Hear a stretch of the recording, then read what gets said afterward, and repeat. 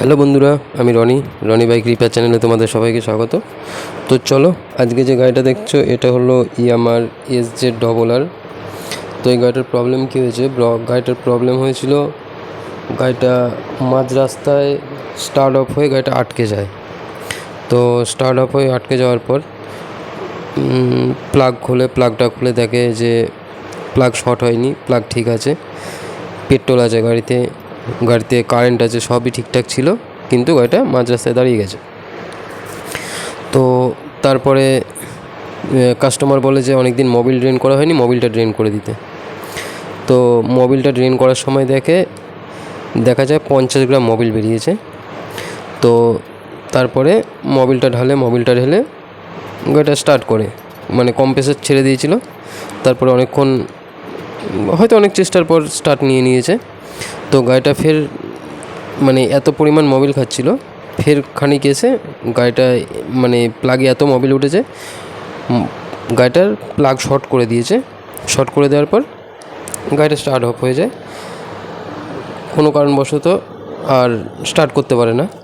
তো এইবারে গাড়িটা আমাদের কাছে নিয়ে এসে বলে এর টোটাল ফুল সার্ভিস কাজ করতে হবে, মাস্টার সার্ভিস, আর হচ্ছে যে স্টার্টিং প্রবলেম এটা ঠিক করতে হবে।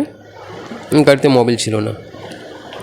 তো সার্ভিস কাজ তো দেখাতে গেলে অনেকটা বড়ই হয়ে যাবে। আমি জাস্ট এই যে স্টার্টিং প্রবলেমটা হয়েছিল, গাড়িটার মোবিল শর্ট হয়ে যাচ্ছিলো, তো তার জন্যই আমি শুধু ইঞ্জিনের কাজটা দেখাচ্ছি। সার্ভিস কাজ তো আমার দেখেই থাকো, সব গাড়ির সার্ভিস কাজই দেওয়া আছে, SZ, FZ, MT-50 যেরকম বলবে। তো চলো, আমি এর আগে ট্যাঙ্কি সাইলেন্সার সব খুলে নিয়েছি। খুলে নেওয়ার পর কিন্তু আমি এর হেড সিলিন্ডারটা খুলবো। হেড সিলিন্ডারটা খোলার পর বোঝা যাবে, যদি পিস্টনে কোনো দাগ না থাকে, সিলিন্ডারটা ফ্রেশ থাকে, তাহলে কিন্তু পিস্টন রিং চেঞ্জ করে হয়ে যাবে। তো চলো, আমি গাড়িটা খুলে নেওয়ার পর তোমাদের কমপ্লিট দেখাচ্ছি যে গাড়িটার কি পজিশান আছে, সিলিন্ডার পিস্টনটা কি বাতিল হয়ে যাবে, কি শুধু পিস্টন রিং লাগিয়ে গাড়িটা আগের মতনই চলবে। তো চলো, না খুলে তো বোঝা যাবে না, খোলা যাক। খোলার পর তোমাদের দেখাচ্ছি। কন্টিনিউ ভিডিওটা দেখো, অবশ্যই ভালো লাগবে তোমাদের। তো আর হচ্ছে, আমার চ্যানেলে যদি কেউ নতুন হয়ে থাকো, এই ধরনের ভিডিও দেখার জন্য চ্যানেলটা অবশ্যই সাবস্ক্রাইব করে দিও। যদি ভিডিওটা ভালো লাগে একটা লাইক করো, একটা শেয়ার করো, এটুকু আশা করি তোমাদের কাছে। তো চলো, কন্টিনিউ ভিডিওটা দেখো। দেখার পর তোমাদের বলছি যে হেড তো খোলাই হয়ে গেল, ভ্যালভগুলো খুলে দেখব। এই যে বুঝতেই পারছো, এই পিস্টনের মাথায় এই যে পুরো মোবিল, মানে এত পরিমাণ মোবিল বেরোচ্ছে, মানে ধারণার বাইরে এত পরিমাণ মোবিল উঠছে। তো চলো, সিলিন্ডারটা খুলে নিই, তারপরে তোমাদের দেখাচ্ছি সিলিন্ডারের পিস্টনটার কী পজিশান আছে।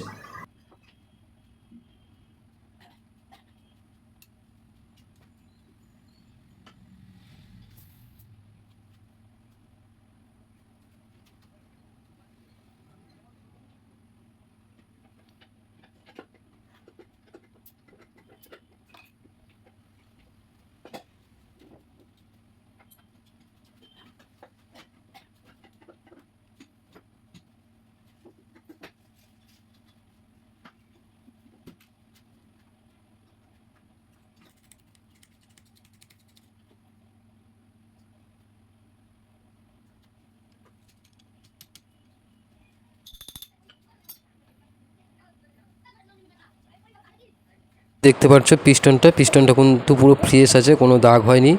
সিলিন্ডারটাতেও কোনো দাগ আসেনি, তার জন্য কিন্তু সিলিন্ডার পিস্টনটা চেঞ্জ করতে হবে না। এক সেট পিস্টন রিং চেঞ্জ করলে গাড়িটা আগের মতো রান করবে, কিন্তু কিছুদিন গাড়িটা স্পিড কম তুলতে হবে, তাহলে পিস্টন রিংটা লাস্টিং করবে অনেক দিন। তো এবারে হেডটা খুলবো। হেডটা খুলে হেডে যে ভ্যালভ আছে, ভ্যালভগুলো খুলে নেব। ভ্যালভগুলো খুলে দেখে নেব হেডের যে গাইড ঠিকঠাক আছে কি, আর ভ্যালভগুলো ঠিক আছে কি। ভ্যালভ যদি না গর্ত হয়ে যায়, না বসে যায়, তবে কিন্তু এই যে ভ্যালভ আছে এটাই সিট করালে, নতুন করে সিট কাটিয়ে নিলে আবার চলবে গাড়ি, কোনো প্রবলেম করবে না। তো চলো, না খুললে তো বোঝা যাচ্ছে না। পিস্টনটা লকারের পিনগুলো খুলে নিয়ে তবে কিন্তু ভ্যালভটা খুলবো, ভ্যালভটা খুলে গাইডটা চেক করবো প্লাস ভ্যালভটা দেখবো।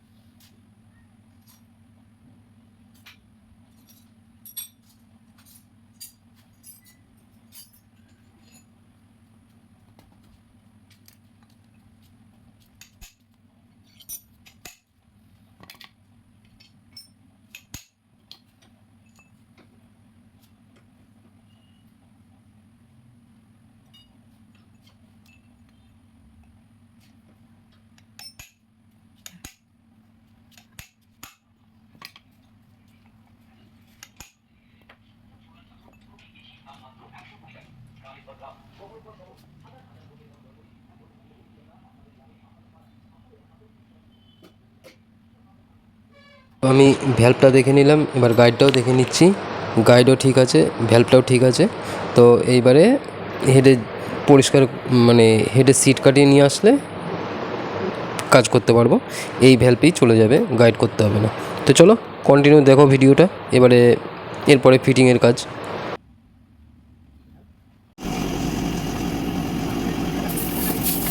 তো হেডের কাজ মানে হেডের সিটের কাজটা করিয়ে নিয়ে আসা হয়েছে। এইবারে কিন্তু যে ভ্যালভ অয়েল সিলগুলো চেঞ্জ করে যে গাড়ির যে ভ্যালভগুলো ছিল সেই ভ্যালভ দিয়ে সিট কাটানো হয়েছে, সেই ভ্যালভ দিয়ে কাজ করা হচ্ছে। তো ভ্যালভটা সেটিং করার পর হেড ফিটিং করে নিয়ে তবে কিন্তু পিস্টন রিং পরাবো, রিং পরিয়ে ফিটিং করব।